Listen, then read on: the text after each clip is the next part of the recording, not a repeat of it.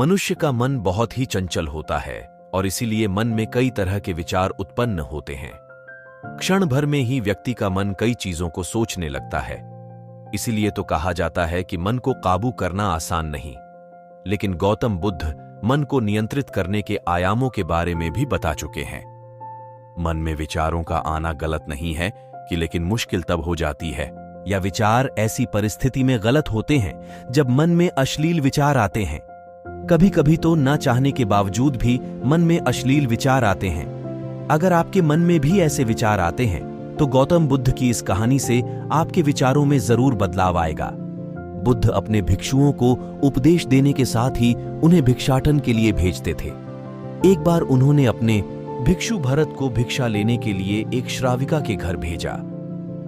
भरत पूरे रास्ते मन में यह सोचते हुए श्राविका के पास गया कि आखिर आज भिक्षा में क्या भोजन खाने को मिलेगा।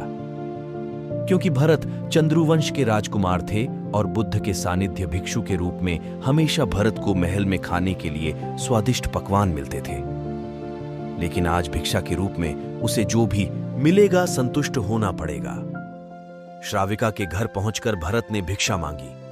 श्राविका ने भरत को बैठने के लिए कहा और भोजन लाने के लिए घर के भीतर चली गई। इधर भरत फिर से अपने प्रिय भोजन के बारे में सोचने लगे और जैसे ही श्राविका भोजन लेकर आई तो भरत अचंभित रह गए। भरत ने देखा कि श्राविका ने उनके लिए उनके पसंदीदा पकवान परोसे हैं और अपने प्रिय भोजन को देखकर वह खुश हो गए।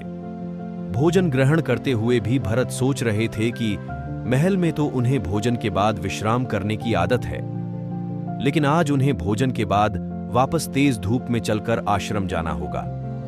लेकिन भोजन के बाद श्राविका ने भरत को कुछ समय के लिए विश्राम करने का आग्रह किया। भरत फिर से खुश हुए कि आखिर आज उनके मन की सारी इच्छाएं का कैसी पूरी हो रही है।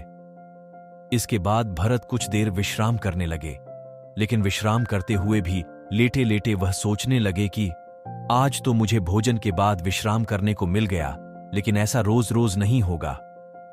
जब भरत विश्राम के बाद उठे तो श्राविका ने कहा कि आप जब तक चाहे यहां ठहर सकते हैं। भरत अब समझ गए कि यह कोई संयोग नहीं हो सकता।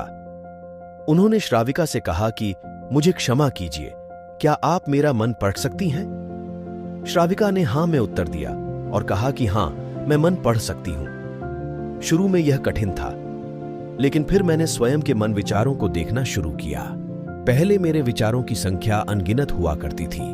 इसके बाद मैंने विचार पर ध्यान केंद्रित किया बिना पक्ष विपक्ष के अपने विचारों को देखने लगी। इस तरह से धीरे धीरे मेरे मन में विचारों की संख्या कम होती गई और सारे व्यर्थ विचार दूर हो गए। इसके बाद से ही मैं दूसरों के मन में चल रहे विचार को पारेछ लेती हूं। हालांकि श्राविका की बात सुनकर भरत घबरा गए। इसके बाद भरत ने श्राविका से आज्ञा ली और आश्रम के लिए निकल। रास्ते में भी भरत फिर से मन में आए विचारों का स्मरण करने लगे कि श्राविका के बारे में उसके मन में अश्लील विचार भी आए थे।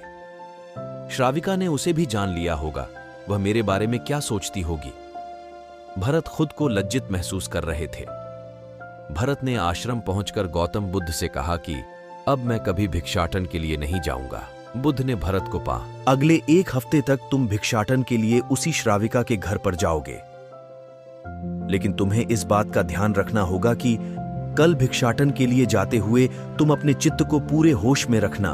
तुम्हारे भीतर क्या विचार उठे उन पर ध्यान केंद्रित करना और यह भी ध्यान रखना कि तुम्हारे मन में कौन सी वासना उठ रही है। तुम कल इन सभी चीजों को ध्यान में रखकर जाना और इसके बाद मुझे वापस आकर बताना। अगले दिन भरत भिक्षाटन के लिए गए। बुद्ध के बताए अनुसार वह पूरे रास्ते अपने होश को जागृत रखते हुए चल रहे थे। जब श्राविका का घर आया तो भरत ने भिक्षा मांगी। उसके भीतर कोई वासना नहीं थी और ना ही कोई विचार उत्पन्न हो रहे थे, क्योंकि उसने अपने मन को पूरी तरह जागृत रखा था। भरत ने भिक्षा ली और आश्रम चला गया। भरत ने बुद्ध को प्रणाम किया और कहा कि आज उसे जिस आनंद की अनुभूति हुई वह पहले कभी नहीं हुई।